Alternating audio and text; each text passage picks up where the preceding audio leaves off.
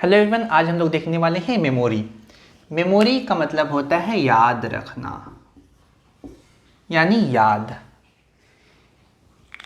और basically memory का मतलब ये होता है storage of electronic devices. Electronic devices में अगर स्टोरेज की बात करते हैं, कुछ रखने की बात करते हैं, तो मेमोरी में ही रखा जाता है। यानी मेमोरी एक ऐसा स्पेस है, एक ऐसा जगह है जहाँ पे मोबाइल, कंप्यूटर, लैपटॉप के डेटा को स्टोर किया जाता है, रखा जाता है या फिर वहीं से यूज़ किया जाता है। आप यूँ कह सकते हैं ये एक कंटेनर है जहाँ पे कुछ रखा जा सकता है। ये एक ऐसा बर्तन है जहाँ पे कुछ रखा जा सकता है। लाइक योर स्कूल बैग, जैसे आपका स्कूल बैग होता है वो एक प्रकार का कंटेनर है, कुछ बुक्स को क्या करता है, कंटेन करता है। उसी प्रकार से मेमोरी भी क्या है, एक प्रकार का स्टोरेज है जो कि अपने अंदर डेटा, प्रोग्राम को एक्सेप्ट करता है या फिर रखता है। और जो डेटा प्रोग्राम हम रखते हैं वो मेमोरी के जगह को ऑक्यूपाई करता है, क्या करता है, ग्रहण करता है। तो आइए देखते हैं बेसिकली मेमोरी कितनी प्रकार का होता है। सभी जानते हैं there are two type of memory, एक होता है प्राइमरी और एक होता है सेकेंडरी मेमोरी। प्राइमरी यानी प्रथम मेमोरी उसे कहते हैं जो हमारे कंप्यूटर, लैपटॉप या फिर मोबाइल के मदरबोर्ड से अटैच रहता है या फिर मदरबोर्ड में इंस्टॉल रहता है, उसे प्राइमरी मेमोरी कहा जाता है। उस चिप को प्राइमरी मेमोरी कहा जाता है। और वो स्टोरेज, वो मेमोरी जो हम लोग लैपटॉप, कंप्यूटर में अलग से ऐड करते हैं, अलग से उसमें स्टोरेज बढ़ाने के लिए अपने वर्क के मुताबिक जोड़ते हैं, उसे एक्सटर्नल या फिर सेकेंडरी मेमोरी कहा जाता है। जैसे HDD यानी हार्ड ड्राइव डिस्क, SSD यानी सॉलिड स्टेट ड्राइव, CD यानी कॉम्पैक्ट डिस्क, पेन ड्राइव या फिर फ्लॉपी डिस्क। ये एक्सटर्नल मेमोरी होते हैं जो हम लोग अलग से अपने मोबाइल फ़ोन में या फिर कंप्यूटर में ऐड करते हैं ज़रूरत के मुताबिक।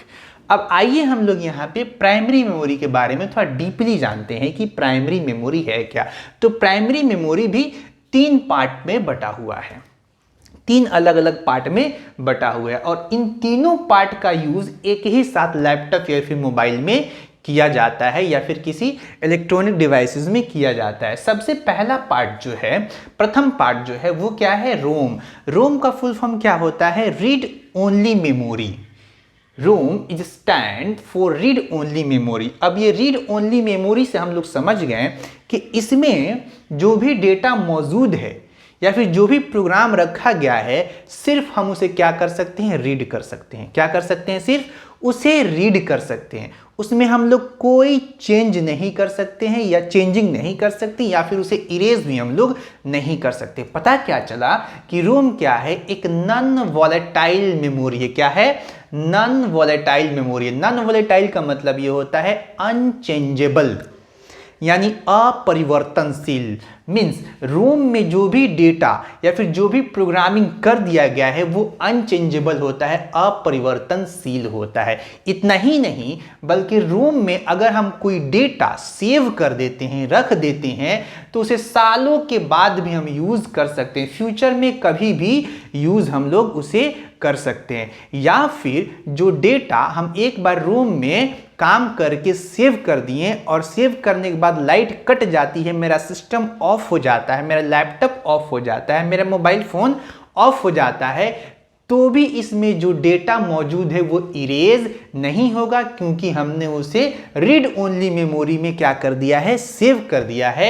अब फिर जब भी कंप्यूटर ओपन होगा, जब भी इलेक्ट्रिसिटी आएगी, जैसे ही हम लोग लैपटॉप, कंप्यूटर या फिर मोबाइल फ़ोन को ओपन करेंगे, उसमें डेटा हमारा मौजूद रहेगा, क्योंकि हमने रीड ओनली मेमोरी में डेटा को क्या कर दिया है, सेव कर दिया। यानी रीड ओनली मेमोरी क्या करता है, किसी डेटा को अपने पास परमानेंटली एब्जॉर्ब कर लेता है, हमेशा के लिए रख लेता है। तो यहां से डेटा इरेज नहीं होता है। अब इसके एक एग्जांपल ले लेते हैं। सपोज दैट आपके घर में एक वॉशिंग मशीन है। क्या है, एक वॉशिंग मशीन है वॉशिंग मशीन में भी रोम होता है। क्या होता है? रीड ओनली मेमोरी होता है। अब आप देखते हैं वॉशिंग मशीन जो आजकल सपोज डेट एक एलजी का वॉशिंग मशीन है, उसमें एक डिजिटल बोर्ड होता है। क्या होता है? एक डिजिटल स्क्रीन होता है। उस डिजिटल स्क्रीन में कुछ ऑप्शंस आपको दिखते हैं जब आप कपड़ा धोने जाते हैं। ऑप्शन किस प्रकार का होता है? डेली होता है, हेवी होता है, यानी आप किस प्रकार का, किस टाइप में कपड़ा धोना चाहते हैं। अगर आप वॉशिंग मशीन में डेली यूज़ वाला कपड़ा डालते हैं धोने के लिए, तो डेली यूज़ के लिए एक टाइमिंग आपको प्रोवाइड करता है कि 30 मिनट में इस कपड़े को धो देना है ना। यानी पहले से वॉशिंग मशीन में एक प्रोग्राम सेट कर दिया गया है कि डेली टाइप का जो कपड़ा है उसे 30 मिनट में धोना है। उसमें हमने कपड़ा डाल दिया और स्विच को ऑन कर दिया, कपड़ा धुलने लगा। जैसे ही 15 मिनट तक कपड़ा धुला, लाइट कट गया। अब लाइट कट जाती है, कट जाने के बाद फिर जब भी लाइट आती है तो आप लोग देखे होंगे वॉशिंग मशीन फिर स्टार्ट होता है और 15 मिनट जो चल चुका था फिर वहीं से वो स्टार्ट होता है और 15 मिनट और चल के वो बंद हो जाता है। ऐसा नहीं कि फिर दोबारा से 30 मिनट तक वो चलता है, नहीं, वो 30 मिनट दोबारा इसलिए नहीं चलता क्योंकि उसने पहले से प्रोग्राम कर दिया है कि डेली यूजेस का जो कपड़ा है उसको 30 मिनट तक ही धोना है। अब उसको याद था कि हम 15 मिनट चल चुके हैं, 15 मिनट हमें और चलना है। वो इसलिए याद था क्योंकि उसके रोम में 30 मिनट पहले से सेट किया गया रहता है। वॉशिंग मशीन के रोम में 30 मिनट पहले से सेट किया गया है, ये सपोज कर लेते हैं। और जो एक बार सेट कर दिया गया है रोम में, रोम उसे क्या करता है? परमानेंटली याद रखता है। लाइट कट जाए तो भी वो रिमाइंड करता है और जो पहले से उसमें सेट किया गया है फिर वहीं से वो स्टार्ट हो जाता है ना। और वो इसलिए होता है क्योंकि रोम क्या होता है? नॉन वोलेटाइल होता है। क्या होता है? नॉन वोलेटाइल यानी अपरिवर्तनशील होता है। अब ये रोम जो होते हैं ये, इसके भी 3 प्रकार हैं। कितने प्रकार हैं? 3 प्रकार हैं। अगर इसके प्रकार की बात करें तो एक होता है P ROM. P ROM actually में रोम नहीं होता है, पी रोम ही होता है। हम लोग रोम के नाम से इसे जानते हैं। पी रोम यानी P ROM is stand for programmable read only memory. यानी पी रोम को प्रोग्रामेबल रीड ओनली मेमोरी कहा जाता है। वो इसलिए कहा जाता है कि पहले ही हमने आपको बता दिया कि इसमें प्रोग्राम किया जाता है। क्या किया जाता है? इसमें प्रोग्राम किया जाता है। पहले से इसमें कुछ सेट किया जाता है, प्रोग्रामर इसमें प्रोग्राम कर देता है और जो एक बार इसमें प्रोग्राम हो गया उसे हम लोग सिर्फ रीड कर सकते हैं, राइट उसमें नहीं कर सकते, उसे हम लोग इरेज नहीं कर सकते हैं। इसलिए इसे क्या कहा जाता है? पी रोम यानी प्रोग्रामेबल रीड ओनली मेमोरी। इसको आगे चल के अपग्रेड किया गया ताकि सपोज डेट कंपनी को कभी क्या करना हो कि उसने जो प्रोग्राम किया है उसे अगर इरेज करना हो तो वो कैसे करेगी। तो इसलिए इसने क्या किया, इसको आगे चल के थोड़ा सा अपग्रेड कर दिया और अपग्रेड करने के बाद इसको बना दिया ई पी रोम यानी erasable programmable read only memory.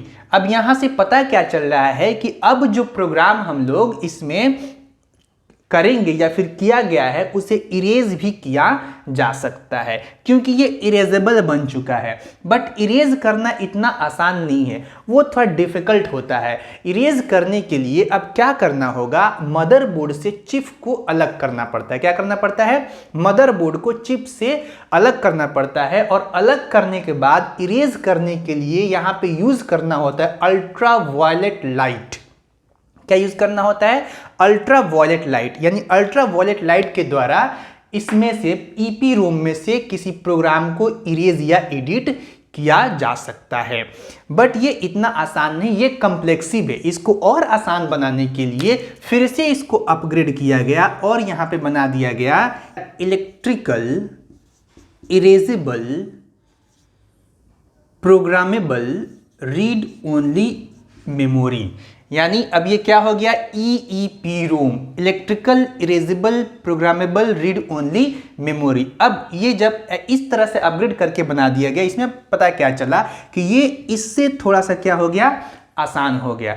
अभी भी कॉम्प्लेक्सिव है, नॉर्मली हम लोग इसे इरेज नहीं कर सकते हैं, इसमें जो डेटा है उसे हम लोग नॉर्मली इरेज नहीं कर सकते। अब यहाँ पे इलेक्ट्रिकली इसके प्रोग्राम को इरेज किया जा सकता है, इसलिए इसको कहा गया electrically erasable programmable read only memory. तो ये रहे रोम के 3 टाइप्स। अगर हम लोग बात करें पूरे तौर पे, तो रोम में एक बार जो डेटा सेव कर दिया गया या फिर प्रोग्रामर द्वारा एक बार डेटा इसमें जो प्रोग्राम कर दिया गया है उसे इरेज नहीं किया जा सकता है आसानी से। वो बहुत डिफिकल्ट होता है और परमानेंट यूज के लिए हम लोग रोम का यूज करते हैं। और रोम की जो कैपेसिटी होती है वो बहुत ज़्यादा होती है, यानी सपोज दैट 500 GB, 1000 GB यानी 1 TB एटसेट्रा, इतना कैपेसिटी का हम लोग रोम का यूज कर सकते हैं। तो सपोज दैट रोम को हम लोग मान लेते हैं एक कंटेनर। क्या मान लेते हैं? एक कंटेनर मान लेते हैं, एक सिंटेक्स का कंटेनर मान लेते हैं। और ये कितने का है? 1000 लीटर का एक कंटेनर है जिसमें क्या होता है? पानी स्टोर होता है। सिंटेक्स का एक टंकी जिसमें पानी स्टोर होता है। सपोज दैट हम इसे क्या मान लेते हैं? रूम मान लेते हैं बस। अब इसको छोड़ के हम थोड़ा सा आगे बढ़ रहे हैं, कहाँ पे? रैम पे। अब रैम क्या है? तो रैम का फुल फॉर्म होता है, या फिर RAM is stand for random access memory, यानी रैम को रैंडम एक्सेस मेमोरी कहा जाता है। अब इसका यूज कहाँ होता है? तो हम आपको बता दें, इसका यूज होता है बस सिर्फ कंप्यूटर को चलाते वक्त ये इसका यूज किया जाता है। ये भी एक प्रकार का स्टोरेज है। ये भी क्या है? एक प्रकार का स्टोरेज है। बट रोम की तरह ये स्टोरेज नहीं है। रोम क्या करता है? परमानेंट अपने पास डेटा को रख लेता है और इरेजेबल नहीं होता है, यानी वो वॉलेटाइल नहीं होता है, परिवर्तनशील नहीं होता है ना। बट रैम की अगर बात करते हैं तो रैम क्या होता है? वॉलेटाइल होता है, परिवर्तनशील होता है, यानी इसमें डेटा जो है वो क्या हो जाएगा? इरेज हो जाएगा। सपोज दैट आप काम कर रहे हैं अपने लैपटॉप पे, किसी वर्ड पैड पे, MS वर्ड के पेज पे, और बीच में लाइट कट जाती है तो आपका डेटा क्या हो जाएगा? इरेज हो जाएगा, क्योंकि आप काम करने के पीरियड में, काम करते वक्त जिस मेमोरी का यूज होता है वो मेमोरी होता है रैंडम एक्सेस मेमोरी, यानी ये रैंडमली काम करता है। लाइट कट जाने के बाद इसका डेटा क्या हो जाएगा? इरेज हो जाएगा। क्यों इरेज हो जाएगा? कब डेटा इरेज हो जाएगा? जब तक हम लोग उसे सेव नहीं किए हों। जब हम लोग डेटा को काम करने के बाद सेव कर देते हैं तो क्या हो जाता है? ट्रांसफर हो जाता है रोम में, यानी रीड ओनली मेमोरी में वो चला जाता है। जब तक जिस डेटा पे हम काम कर रहे होते हैं और उसे सेव नहीं किए रहे होते हैं वो कहाँ पे रहता है? रैम में होता है। जैसे हम लोग सेव कर लेते हैं कहाँ पे चला जाता है? रोम में चला जाता है। यानी विदाउट सेव किए अगर हम लोग रैम पे काम कर रहे हैं और बीच में इलेक्ट्रिसिटी कट जाती है, हमारा फोन बंद हो जाता है, हमारा लैपटॉप बंद हो जाता है, या फिर हमारा कंप्यूटर बंद हो जाता है, तो हमारा डेटा क्या हो जाएगा? रैम क्या हो जाएगा? इरेज हो जाएगा या फिर डिलीट हो जाएगा। सो यहां पे हम लोग इसको क्या कह सकते हैं? ये वॉलेटाइल है। कह सकते नहीं, बल्कि ये वॉलेटाइल होता है। ये रैंडम एक्सेस मेमोरी क्या होता है? वॉलेटाइल होता है, परिवर्तनशील होता है। ये डेटा को बहुत दिनों तक, बहुत टाइम तक अपने पास नहीं रखता है। और रैंडम एक्सेस मेमोरी जो होता है ये भी 2 प्रकार का होता है। एक होता है SRAM और दूसरा होता है DRAM। अब ये SRAM क्या है?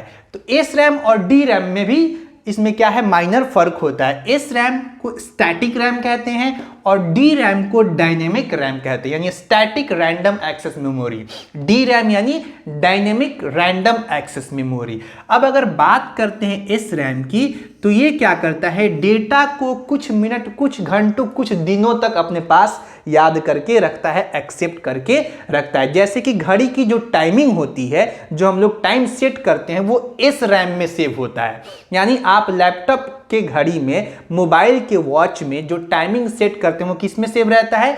SRAM में सेव रहता है। तभी आप देखते हैं अब अगर आप मोबाइल को 5 दिन के बाद भी ऑन करते हैं, 1 मंथ के बाद भी ऑन करते हैं, तो उसमें टाइमिंग आपका एग्जैक्ट टाइमिंग दिखाता है, क्योंकि वो क्या रहता है? SRAM में सेव रहता है। और SRAM क्या करता है? कुछ दिनों तक डेटा को याद करके रखता है। बट इसके मातहत अगर DRAM की बात करते हैं तो डी रैम यानी डायनेमिक रैंडम एक्सेस मेमोरी, ये तुरंत डेटा को क्या करता है, भूल जाता है, इसको रिफ्रेश करना पड़ता है। क्या करना पड़ता है, रिफ्रेश करना पड़ता है। यानी हम लोग सिस्टम पे जब काम कर रहे होते हैं तो डी रैम ही यूज हो रहा होता है। क्या यूज हो रहा होता है, डी रैम ही यूज हो रहा होता है। ये सिर्फ उतना ही देर तक अपने डेटा को अपने पास रखा रहता है जितने देर तक हम लोग सिस्टम पे काम कर रहे होते हैं। जैसे ही सेव करते हैं वो ट्रांसफर हो जाता है कहाँ पे, रोम में ट्रांसफर हो जाता है। या फिर जैसे इलेक्ट्रिसिटी कट जाती है वो रोम में भी नहीं गया, अगर सेव नहीं किए हैं तो, और यहां से इरेज भी हो जाता है। ये डेटा को सिर्फ और सिर्फ